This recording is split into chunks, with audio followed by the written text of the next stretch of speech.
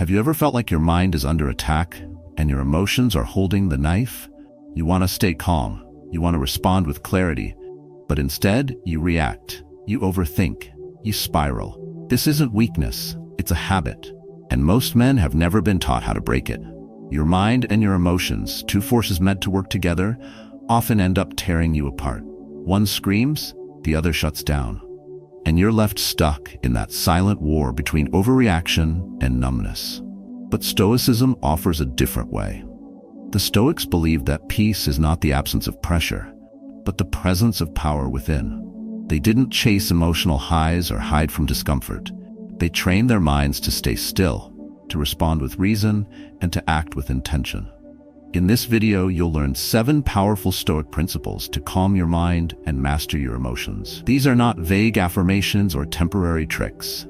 These are daily mental exercises designed for real men in real pressure. You're not broken, you're just untrained. And that changes today. If you've ever snapped when you didn't want to, felt ashamed after reacting, or wished for a calm, focused mind under stress, you're not alone. You're exactly who this was made for. So stay with me. And if this video helps you regain control, like it, subscribe, and share it with another man who needs this. Let's get to work. The Stoic way. 1. Don't let the storm outside enter your mind. A man can lose everything the moment he lets chaos take hold inside. Not because the world is falling apart, but because he lets it enter him. It starts small. A coworker talks down to you. Your partner says something sharp. Someone cuts you off in traffic. And suddenly, you're no longer in control. You clench your fists, your chest tightens, the world pulls your strings, and you move like a puppet. Most men believe this is normal. I have a temper, they say. He made me angry. But stop and think, who really holds the power here? What you let in, you empower. And in that moment of letting external chaos invade your inner world, you lose the one thing Stoicism trains you to protect above all else, your emotional self-command. The Stoics didn't promise a calm world, they taught you how to remain calm within it. Marcus Aurelius, facing war and betrayal, wrote, "You have power over your mind, not outside events. Realize this, and you will find strength." The battlefield isn't out there, it's in your reaction. And the enemy isn't them, it's your untrained instinct to absorb every disturbance as if it belongs inside you. We live in an age of endless triggers. From news headlines to passive-aggressive emails, from social media outrage to silent judgments in a room, you will be provoked. But that does not mean you must be possessed. You are not required to answer every emotional invitation with a reaction. A Stoic man knows this. He builds what the modern world lacks, an internal gate. Imagine this, you're in a boardroom, someone mocks your idea, everyone turns, eyes on you. You feel it rising, the heat, the heartbeat, but instead of snapping, you do nothing. Not out of weakness, but strength. Because you've trained for this. You recognize the storm, but you don't let it enter. You choose silence. You choose breath. You choose a command.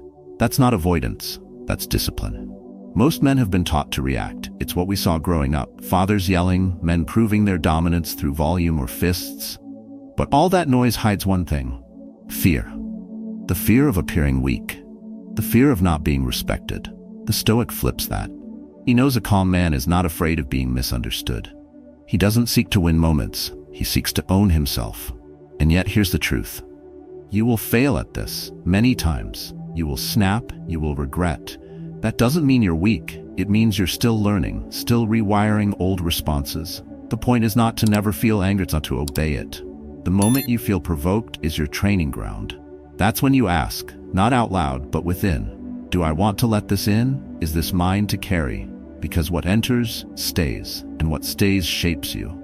Stoicism isn't cold indifference, it's refined control. It's the skill of deciding what lives in your head and what dies at the gate. You don't need the world to be quiet for you to be still. You need only remember who owns your reaction. So next time the pressure comes, pause.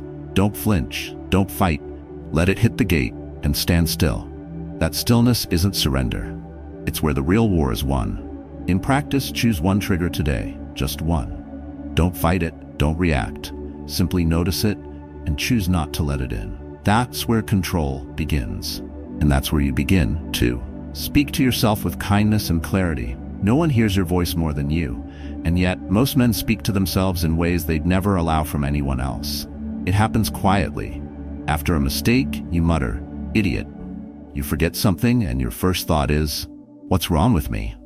You try, fail, and then say, "Of course I can't do this." These aren't just throwaway thoughts. They're bricks. And brick by brick, you build a prison of self-attack that keeps your mind on edge, your emotions tight, and your confidence bleeding out. The war outside is hard enough, but most of us are losing a silent war within. Stoicism doesn't ignore this war. It faces it directly. The Stoics believed your internal world was your domain, the battlefield of thoughts, judgments, and emotions. This is where your freedom begins or dies. Marcus Aurelius, emperor of Rome, wrote not for others but to himself. His meditations were weapons, cutting through self-pity, ego, and doubt. He didn't flatter himself, but he didn't attack himself either. He corrected himself with clarity, not cruelty. That's a powerful difference. Most men confuse self-criticism with self-mastery. They believe if they're hard enough on themselves, they'll finally become strong. But in truth, the harsh voice doesn't sharpen you. It slowly erodes you. It doesn't build discipline, it builds shame. And shame doesn't make you grow. It makes you hide. What Stoicism teaches instead is this: speak to yourself like a man worth leading, because you are. And if your mind is your territory, your self-talk is your command center. Picture this. It's late. You've broken a promise to yourself again. Skipped the gym, snapped at someone, failed to follow through. You feel that familiar anger rising, not at the world, but at you. And this is the crossroads. You can either lash inward with judgment or pause and give your mind something better. You can say, "I missed it today, but I still choose strength tomorrow." That shift? That's emotional self-mastery. It's not letting guilt control your next step. It's guiding yourself with firm clarity instead of emotional punishment. The problem is that men are conditioned to see gentleness as weakness. We're told that unless the voice in our head is aggressive, we won't change. But that voice often leads to paralysis, not progress. What builds resilience is direction, not condemnation. And Stoicism is deeply directional. It always points forward, always asks, what's in your control? What will you do next? This is not about ego boosting or positive fluff. Stoic self-talk is rooted in truth, not fantasy. It says, you are flawed, yes, but also capable. You failed, sure, but you're not finished. It challenges you without shaming you. And that balance is where real power grows. The next time your thoughts turn against you, interrupt them. Not with noise, but with a sentence that brings you back to control. Say, I don't need to attack myself to move forward. Then redirect. Name what you'll do now, not what you didn't do yesterday, because your future isn't shaped by regret, it's shaped by repetition. Speak to yourself in the way you want your mind to grow. What you repeat, you reinforce. In practice, start each morning with one quiet sentence, not a chant, not a mantra, just a choice. Today I choose clarity over chaos. Write it, whisper it, live it. That voice becomes your rhythm, and in time it becomes your edge. 3. The present moment is where peace lives. A distracted mind is a disturbed mind, and most men live far away from the only place peace is possible, right here, right now. We replay past mistakes like broken records. We fast forward through worst-case scenarios that haven't happened yet. Meanwhile, the present, where action lives, is left abandoned. You may be physically in one place, but mentally lost in another. That disconnection is the root of emotional noise. The mind scattered in 10 directions has no clarity, no control, no strength. Stoicism grounds everything in the present, not because the past doesn't matter or the future isn't important, but because neither is under your control right now. What's real is this moment, what you choose, what you allow, what you say, do, and believe now. Marcus Aurelius reminded himself daily, confine yourself to the present, not as an escape, but as a strategy. When your mind is fully here, it can act with intention. When it's elsewhere, it reacts from emotion. But most men don't know they've left the present. They think overthinking is preparation. They confuse fear with foresight. They believe that by reliving the past, they'll somehow fix it. But the past doesn't need repair, it needs release. And the future doesn't need control, it needs presence. Every time you drift, your emotional system gets hijacked by something you can't touch. That's how stress builds. That's how anxiety spreads. That's how you lose your edge, quietly, invisibly. Think of your mind like a sword. When sharpened in the present, it cuts clean through distraction, but when left exposed to the storms of memory and fantasy, it rusts. It loses precision. You lose timing. And timing for a man is everything. Calm isn't just about slowing down, it's about knowing when to move. But you can't move with clarity if your feet aren't planted in the moment. Imagine this. You're having dinner with your family. You're there, but you're not. You're thinking about work tomorrow, the argument earlier, and the email you haven't answered. Your body is present, but your mind is scattered across timelines. And so the meal passes, the connection fades. You were there, but you weren't in it. That's how entire years are lost, one unpresent moment at a time. The Stoic doesn't live like that. He trains his mind to return. When distractions rise, he doesn't chase them, he notices and resets. When pain resurfaces, he doesn't wrestle it. He accepts and refocuses. When fear whispers, he doesn't argue, he breathes and acts. Because the present isn't just a peaceful place, it's a powerful place. And that's where emotional control begins, not in running from feelings, but in facing them fully, now. This is where most men fail. They try to outthink emotions. They want to plan for everything before they feel anything. But Stoicism is not about pre-solving. It's about being stable in the moment, especially when the answers aren't clear. Your calm doesn't come from having control over all things. It comes from being in full control of your attention, now. So how do you train this? Simple. Throughout the day, catch yourself. When your thoughts spiral into yesterday or tomorrow, pause and ask, where am I? Then return to what's right in front of you. Look, listen, breathe, respond. The more you practice, the faster you return. And the faster you return, the calmer your mind becomes. Start now. This very moment is all you ever truly own. And when your mind fully inhabits it, something powerful happens. Your emotions stop leading you and you start leading yourself. That's presence. That's peace. That's the foundation of everything else. 4. Let go of what no longer brings you peace. How many things are you still carrying that no longer serve you? Not physically, but emotionally. Old grudges, past failures, the betrayal that still echoes in your chest, the guilt that won't let you breathe fully. Every man has a mental shelf where he stores the weight he doesn't know how to put down. And over time, that weight turns into restlessness, anger, anxiety, and a mind that cannot find silence. Letting go isn't about forgetting. It's about freeing space in your inner world for strength to return. We often confuse holding on with being strong. We think if we remember the pain, we stay in control. But what actually happens is that the pain remembers us. It interrupts our focus, hijacks our reactions, and buries our calm beneath old stories. Stoicism approaches this differently. It teaches that attachment to what no longer aligns with reason is the root of suffering. What happened may have shaped you, but it does not deserve to define you. A man who cannot let go is not anchored. He is chained. The Stoics knew this. Epictetus said, "Freedom is the only worthy goal in life. It is won by disregarding things that lie beyond our control." That includes the past. That includes how someone hurt you. That includes your own past mistakes. Carrying emotional residue doesn't give you control. It drains your ability to respond with clarity and strength. Letting go, paradoxically, is how you regain power. Imagine your mind as a house, cluttered with old furniture, broken frames, and piles of things that don't reflect who you are anymore. There's no room to move, no light. Every step you take bumps into something that should have been discarded years ago. You want peace, but you haven't made space for it. Letting go is the act of opening the windows, throwing out what's rotten, and choosing to live with only what supports your purpose.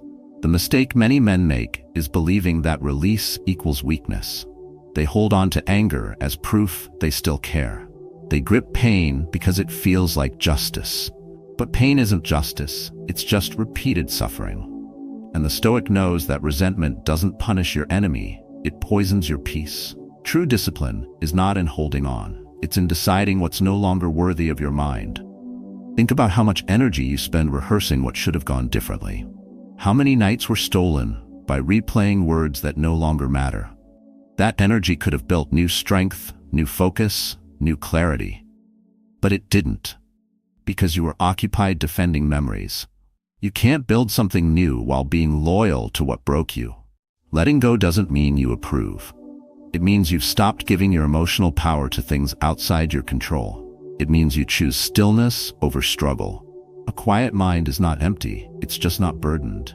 When you detach from old pain, you don't become cold, you become clear. And clarity is the birthplace of calm. Start with one thing, one grudge, one guilt, one wound.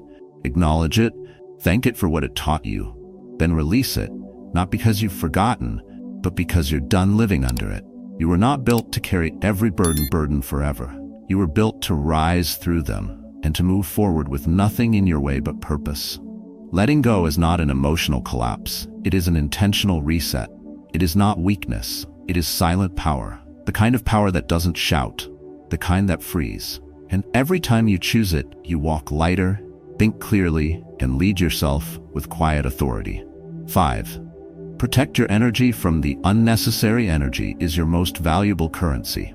Every thought you think, every emotion you feel, every reaction you give costs something. But most men don't realize how much they're spending on things that don't matter. You wake up with a limited supply each day. And yet, without noticing, you hand pieces of it to pointless arguments, imagined insults, people who drain you, and situations that don't deserve a second of your attention. By the afternoon, you're already empty. Not from action, but from reaction. What Stoicism makes clear is that peace isn't just a feeling. It's the result of preserved energy. You cannot feel centered if you've leaked your energy into distractions. The Stoic doesn't just control his words, he controls where his attention goes, and with it, his power. He doesn't engage in battles that offer no growth. He doesn't defend himself against nonsense. He knows that not everything deserves a response. But modern life makes this harder than ever. There's pressure to react instantly, to defend your image, to match other people's chaos with your own. Someone cuts you off, and your instinct is to chase. Someone mocks you online, and you fire back. A colleague says something passive-aggressive, and you stew on it all day. You don't even realize it. But by giving your energy to these things, you've handed over control. You're no longer acting. You're being pulled. The Stoic mindset flips that completely. It trains you to ask one thing before reacting. Is this worthy of my energy? And most of the time, the answer is no. Marcus Aurelius wrote, "You always own the option of having no opinion. There is never a need to turn things over in your mind." In other words, you can walk away mentally. Not to avoid reality, but to protect what matters most, your emotional self-control. Imagine walking through a hallway where every room is open, shouting your name, pulling your sleeve. Some doors hold urgent matters. Most don't. If you stop at every one, you'll never get where you're going. That's how distractions work. They don't always come with chaos. Sometimes they come wrapped in guilt, obligation, or social pressure. But you know the difference between what's essential and what's not, if you pause long enough to listen. There's a common mistake here. Many men think walking away equals weakness, that staying silent means surrender, not engaging means letting someone win. But when you understand what's truly worth your energy, you stop trying to win every moment. You start focusing on the long game, your clarity, your focus, your inner strength. Stoicism isn't about avoidance, it's about direction. You're not running, you're choosing where you walk. And this is where the emotional advantage lies. While others burn out chasing every distraction, you conserve. While they fight to be right, you invest in staying grounded. That's not passivity, it's precision. And emotional precision is rare in a world addicted to noise. Train this daily. When something provokes you, pause. Ask, will this matter tomorrow? Will it shape who I become? If not, breathe. Redirect. Your stillness becomes your shield. Your silence, your strategy. Your energy, your edge. The truth is, no man loses his calm all at once. He loses it drip by drip, through petty reactions and meaningless conflicts. But a Stoic holds the line. He chooses when and where his energy flows. And in doing so, he protects what most others waste without thinking. The very power that makes him unshakable. 6. Be patient. Emotional calm takes practice. Everyone wants to be calm until life gives them a reason not to be. You try to stay centered, but one wrong word, one broken promise, one unexpected change, and the reaction takes over. You feel it surge through your chest before you even think. Then comes the shame. Why did I lose it again? I thought I was past this. But here's what most men never hear. Calm is not a trait. It's a skill. And like every real skill, it takes time, failure, and repetition to build. Patience is not just about waiting, it's about enduring without breaking. Emotional discipline doesn't show up in one moment of silence. It shows up in hundreds of imperfect decisions where you chose to pause instead of explode. The world tells you that strength is fast, decisive, and loud. But the Stoic knows that real strength is quiet, steady, and patient with progress. It doesn't demand instant results. It trusts the process. We've been conditioned to expect transformation in a single leap. One meditation, one book, one realization. But emotional mastery doesn't come like that. It comes like rebuilding a damaged foundation. Brick by brick, you learn to respond instead of react, to breathe before speaking, to hold space between emotion and action. That gap is where calm is born, and that gap only grows with patience. Marcus Aurelius wrote, "No great thing is created suddenly." He wasn't talking about monuments or empires. He was talking about the inner world, about character. You can't expect calm to bloom overnight in a mind that has been conditioned for chaos. That would be like planting seeds and shouting at them to grow. The Stoic cultivates. He doesn't force. He understands that growth in stillness is slow but powerful. This is where most men give up. They try for a few days, maybe a week, then they get triggered and think, "This doesn't work. I'm just an angry person." But that's not failure. That's part of the training.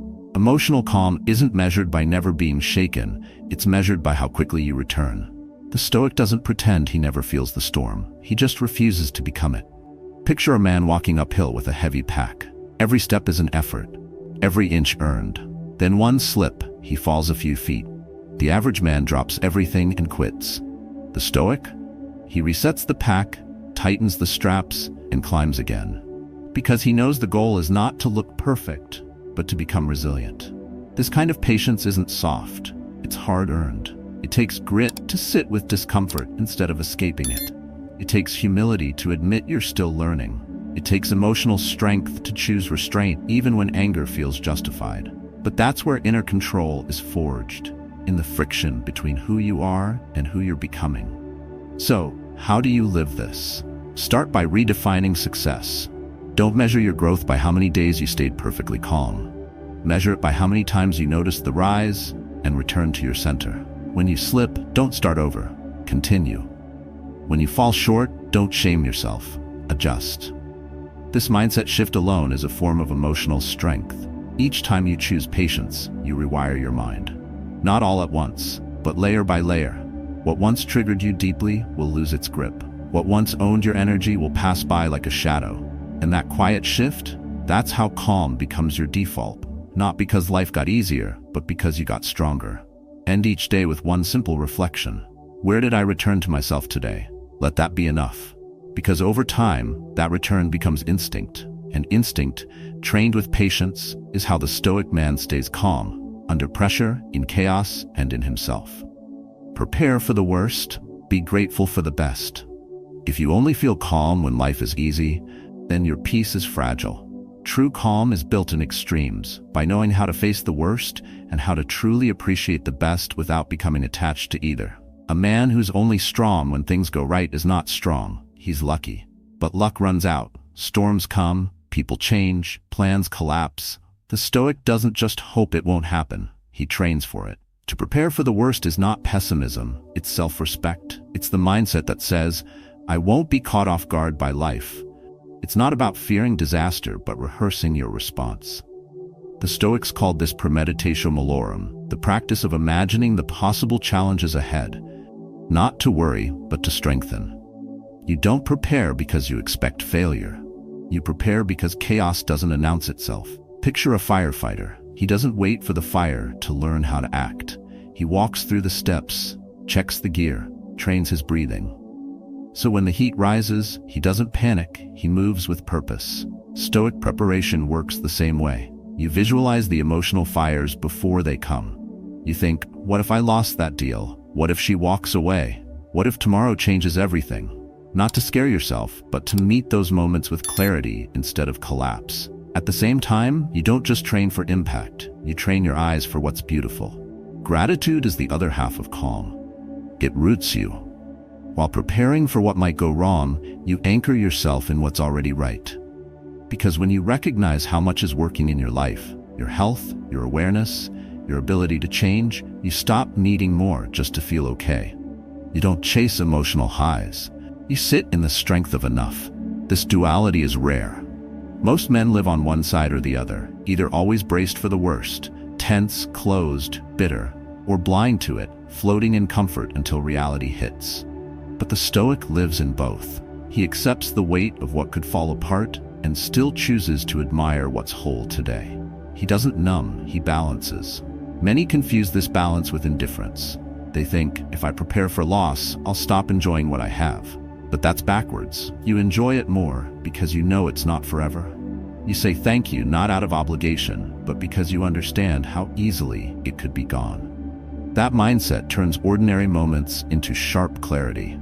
The way your child laughs, the feeling of breath on a quiet morning, the silence after surviving something hard. And when things do go wrong, you don't flinch. You were ready, not because you expected suffering, but because you respected life enough to prepare for both sides. You're not caught begging for calm. You've been training in it. That is how Stoicism turns inner peace into a practiced discipline, not an accident. So how do you live this? Every morning, take 2 minutes. First, visualize one difficulty you may face today. Breathe through it. Picture yourself responding with control. Then, name one thing you're grateful for, something you'd miss if it disappeared. Let it slow you down. Let it wake you up. That is how you build the emotional resilience no one sees, but everyone feels when they're around you. A man who expects nothing but prepares for everything. A man who holds gratitude in one hand and strength in the other. A man who doesn't just survive life, but meets it with steady, trained calm, no matter what it brings. Calm isn't something you find. It's something you build. And like anything built with strength, it takes patience, repetition, and clarity of purpose. Today, we walked through 7 principles from Stoic philosophy that help you take back control, not just of what you feel, but how you respond, how you lead yourself, and how you protect your energy. You've seen that staying calm isn't weakness, it's wisdom in motion. Your inner peace does not come from comfort, but from training your mind to stay grounded when everything around you shakes. You've learned how to stay present, how to speak to yourself with clarity, how to walk away from the chaos without guilt, and how to be still when emotion demands noise. The world will keep testing you, but from now on, you don't have to react out of habit. You get to respond from a discipline. That's what Stoicism teaches. Calm is a habit. Strength is restraint. Peace is a choice you make each moment, not just when it's easy, but especially when it's hard. So make this real. Don't just listen. Practice. Pick one of these habits and repeat it every day. Start your morning with intention. Pause when pressure hits. Protect your emotional energy like it's the most valuable thing you own, because it is.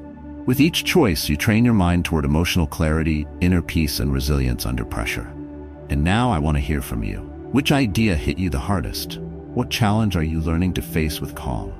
Share your story below. You never know who your honesty will help. Keep showing up, keep strengthening your calm, one moment at a time.